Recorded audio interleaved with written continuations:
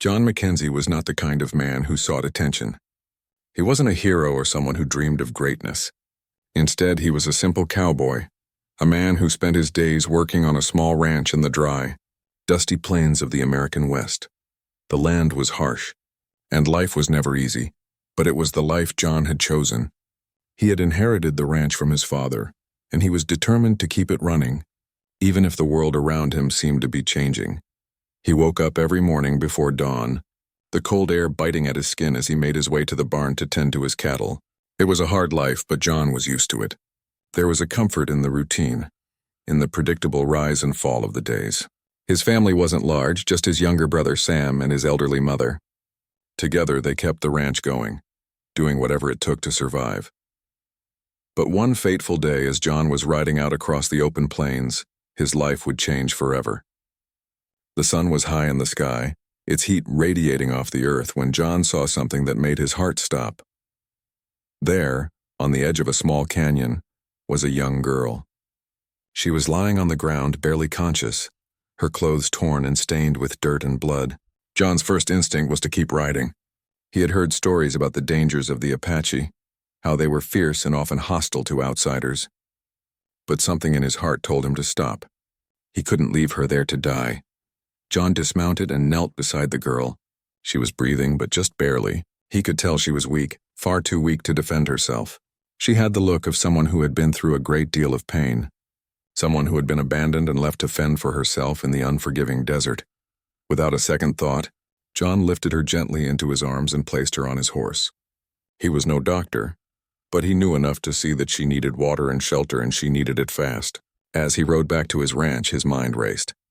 What had happened to this girl? Who had done this to her? And what was she doing alone in the desert? When he arrived back at the ranch, John laid the girl down on the cot in his small cabin. His mother, who had always been quick to act, helped John tend to her injuries. The girl had deep bruises and cuts, but thankfully, there were no fatal wounds. She was unconscious for most of the day. But when she finally stirred, John was there beside her, watching over her with a mixture of curiosity and concern. She opened her eyes slowly, squinting against the light. At first she seemed confused, but then her gaze focused on John. She tried to sit up, but John gently placed a hand on her shoulder, urging her to lie back down. "Take it easy," he said softly. "You're safe now." The girl's eyes darted around the room, taking in the unfamiliar surroundings. Who are you?" she asked, her voice barely a whisper. "My name's John Mackenzie," he replied. "I found you out there in the desert. You were hurt." She stared at him for a long moment, as if trying to decide whether she could trust him. Then slowly she nodded. "I'm Rain," she said quietly. "I don't remember how I got there." "I don't remember anything," John frowned. "Don't try to remember too much right now. Just rest." But Rain shook her head. "I have to remember. I have to remember who did this to me." Her voice was filled with quiet anger, a fire that John could feel even though she was weak. John watched her closely, sensing that there was more to her story than she was letting on. "You don't need to worry about them right now. You need to get better," he said, trying to calm her down. For the next few days, John kept Rain in the cabin, caring for her as best as he could. He gave her food and water, helping her regain her strength. His mother, though aging and frail, did what she could to make the girl feel at home. And slowly, Rain began to trust them. During their conversations, John learned more about her past. She had been part of a large Apache tribe, but she had been taken by a group of outlaws. They had captured her when she was just a child, and for years she had been forced to work for them. Eventually, they had abandoned her, leaving her to die in the desert. John listened in silence, feeling a growing sense of anger. The outlaws had done terrible things, not just to Rain, but to many others. He could see the pain in her eyes as she spoke, the wounds of her past too deep to fully heal. As the days turned into weeks, Rain's health improved. She was no longer bedridden, but she was still fragile. She would spend hours sitting by the window, staring out at the land, lost in thought. John would sometimes join her, but neither of them would speak. They both understood that words couldn't change what had happened to her. One evening, as the sun was setting behind the mountains, Rain finally spoke again. "I can't stay here forever," she said quietly, her voice full of sadness. "I need to go back to my people." John turned to her, surprised. "Your people?" Rain nodded. The Apache. I was taken from them. I need to find them to rebuild my tribe. John's heart sank. He knew the dangers she would face. He couldn't imagine what it would be like for her to return to the life she had once known. But he also understood that she couldn't stay forever. She had her own path to walk. You don't have to do this alone, he said softly. I'll help you.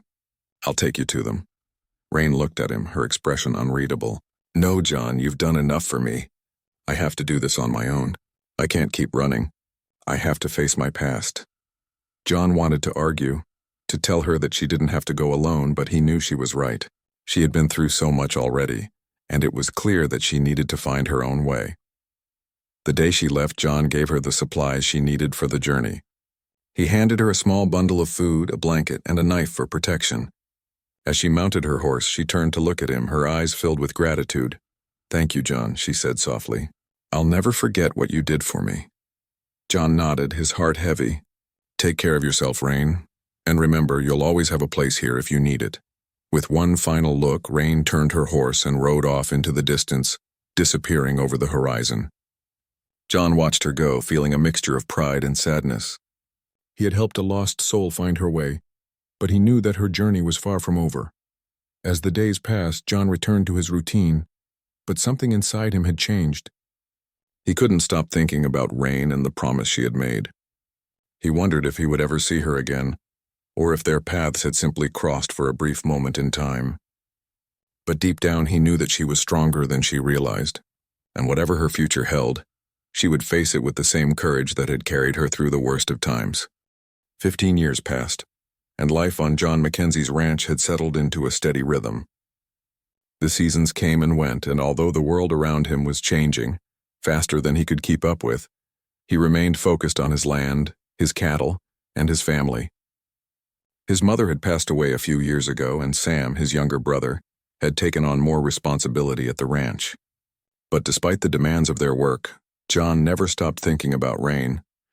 He often found himself staring out at the horizon, remembering the young Apache girl he had helped all those years ago. He wondered where she was, what had become of her, and whether she had found the peace she deserved. John never expected to see her again. After all, she had made it clear that her journey lay elsewhere, and he had sent her off with the best of intentions, hoping that she would find the strength to rebuild her life. But on one quiet evening, everything changed. John had just finished his work for the day, his boots dusty from hours of walking through the fields, when he heard the sound of horses approaching. At first he thought it was a passing traveler, perhaps a group of settlers or someone looking for shelter. But then the sound grew louder. There were many horses, too many to ignore. John's instincts told him something was different. Something important was happening. He walked to the edge of the ranch and stood there, his eyes squinting against the fading light of the day. A group of riders appeared on the horizon. At first they looked like shadows, but as they came closer, John could see them more clearly. The riders were Apache warriors, their faces painted with war colors, their clothes adorned with feathers and beads. They were a fearsome sight, moving in perfect formation, riding with the grace and skill of people who had lived on horseback for generations. John's heart raced. He knew that these warriors were not here for a peaceful visit. But as they got even closer, he saw a figure among them who made his heart stop. It was Rain. She was riding at the front of the group, her posture regal, her expression unreadable.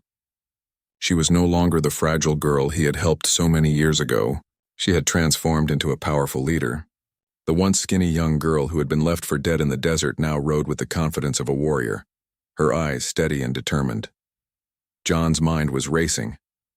He had never expected this, never imagined that Rain would return like this, leading an army of warriors. As the group of Apache riders dismounted, Rain's gaze met his. There was no recognition in her eyes, only the strength of someone who had come to do what she believed was necessary. "John Mackenzie," she said, her voice calm and commanding, but there was a warmth behind it, a hint of the girl he had once known. "You have helped me in the past. Now I'm here to ask for your help again." John stood frozen for a moment, unable to find the words to respond. It was overwhelming seeing Rain like this, surrounded by so many Apache warriors. Her presence was both awe-inspiring and terrifying. He had no idea what to say, but he knew he had to be brave, for her and for the situation they now found themselves in. "Rain," he finally said, his voice rough from the shock. "I never thought I'd see you again. What is all this? What's going on?" Rain's expression softened for a moment. "I have rebuilt my tribe. It took many years, but I've gathered survivors. The Apache have risen again." Her voice was filled with a quiet pride, but there was also a shadow of something darker lurking in her words. "But now we seek justice. The outlaws who took me and destroyed my people are still out there. They have been terrorizing the land for too long. They are entrenched in a town nearby. We are ready to strike." John felt a chill run down his spine. He had heard rumors of the outlaws, but he had never imagined that Rain would return with an army to seek revenge. He knew her journey would be dangerous, but he hadn't realized how far she would go to reclaim what had been lost. "I can't help you with this, Rain," John said, his voice filled with uncertainty. "This is war. You'll be risking everything. The outlaws you're talking about are ruthless. They won't hesitate to kill." Rain looked at him, her face hardened with the weight of years of suffering. "You once helped me when no one else would. I owe you a debt, John, but this is not just about revenge. This is about survival. My people cannot live in fear any longer. We need to take back what was stolen." John took a deep breath. He didn't want to get involved in a fight that could end in bloodshed, but he also couldn't deny the truth in Rain's words.